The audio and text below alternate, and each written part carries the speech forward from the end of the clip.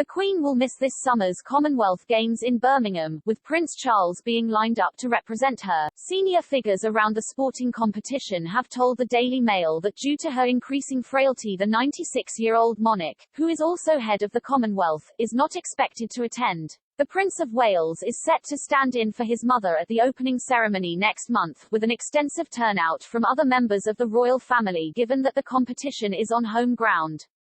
The Duke and Duchess of Cambridge are likely to attend on several days, possibly along with their children. The Earl and Countess of Wessex and Princess Anne will also be high-profile attendees.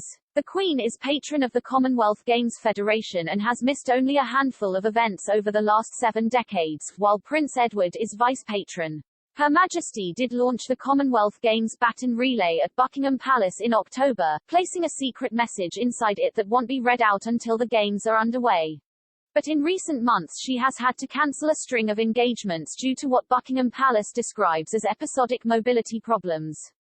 Queen missed Jubilee events due to episodic mobility problems but was determined to appear on palace balcony. The Queen was absent for much of the extended bank holiday weekend, after finding the first day enjoyable but tiring, and in a message of thanks acknowledged this but said her heart had been with well wishes. Buckingham Palace had said in advance of the celebrations that Her Majesty had been experiencing mobility issues in recent months and she would be considering which events she felt she could attend. The 96-year-old monarch had pulled out of Friday's Jubilee Thanksgiving service at St. Paul's following discomfort during the preceding day's celebrations, which included a flypast and a double balcony appearance. The Duchess of Cambridge had spoken to an attendee at a reception after the service, revealing that the Queen was fine but found Thursday very tiring. The monarch then pulled out of the Epsom Derby on Saturday, the second event of the weekend she had missed, and instead watched it on the television from Windsor Castle. But she then appeared in a surprise short film, introducing the Platinum Party at the palace on Saturday, hosting a tea party for Paddington Bear, who comically tried but failed to serve her tea without making a mess. And on a triumphant final day of celebration on Sunday, the Queen was said to have been determined to overcome her painful mobility issues as she returned to Buckingham Palace to personally thank the thousands of well-wishers in the crowd who had turned out to express their own gratitude during her Jubilee. When the 22nd Games launch on July 28, the Queen will be in Scotland on her summer break, meaning she would have to travel to Birmingham from the Highlands. It is likely this would be considered too taxing for her at the moment. Charles, 73, will also attend the Commonwealth Head of Government meeting in Rwanda this month on behalf of his mother.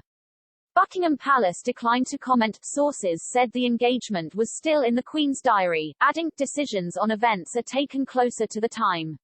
The Alexander Stadium ceremony is expected to be watched by 1 billion people worldwide. The Queen was said to have been determined to overcome her painful mobility issues as she returned to Buckingham Palace to personally thank the thousands of well-wishers in the crowd who had turned out to express their own gratitude during her Jubilee. She was flanked by her 3 heirs, son, Prince Charles, grandson, Prince William, and great-grandson, Prince George, offering a glimpse into the monarchy's future.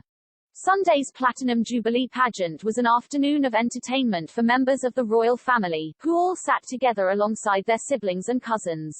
The parade told the story of her life, and the nation, with an eccentric, fun and imaginative carnival-like display.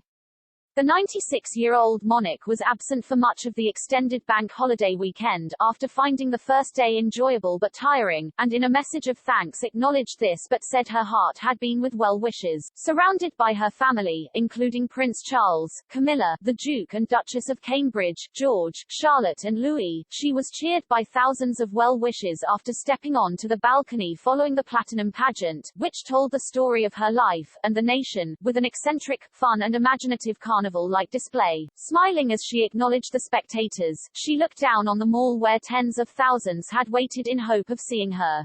The Queen said later in her message, "When it comes to how to mark 70 years as your Queen, there is no guidebook to follow. It really is a first, but I have been humbled and deeply touched that so many people have taken to the streets to celebrate my Platinum Jubilee. While I may not have attended every event in person, my heart has been with you all, and I remain committed to serving you to the best of my ability, supported by my family. I have been inspired by the kindness, joy and kinship that has been so evident in recent days, and I hope this renewed sense of togetherness will be felt for many years to come." I thank you most sincerely for your good wishes and for the part you have all played in these happy celebrations. This was not her only surprises, with her Paddington appearance seen as a much welcome appearance by the Queen. A palace aide told The Sun, "As you saw, she likes to spring a few surprises."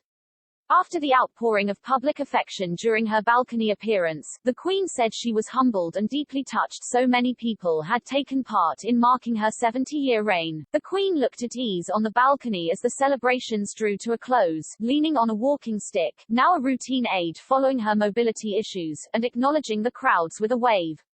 The Prince of Wales stood with the Queen along with the Duchess of Cornwall, Duke and Duchess of Cambridge and their children Prince George, Princess Charlotte and Prince Louis. After the national anthem was sung by a choir of celebrities including Sir David Jason, Harry Redknapp, Sir Cliff Richard, Sandy Shaw and Felicity Kendall, the Queen waved again at well wishes and was joined by her great-grandchildren, with Louis waving with both hands. The royal family had planned to see a display by the Red Arrows from their balcony vantage point, but it was called off due to the low clouds which had threatened rain all day. Earlier in the day, Charles had expressed the same sentiment as the Queen when he spoke about the camaraderie the Jubilee events had fostered. He told revelers at the Big Lunches flagship event in London, which he attended with Camilla, that he hoped bickering did not return after the feeling of togetherness across the nation. Princess Eugenie described the Jubilee pageant as incredible, writing on her Instagram, "The Platinum Jubilee pageant was just incredible.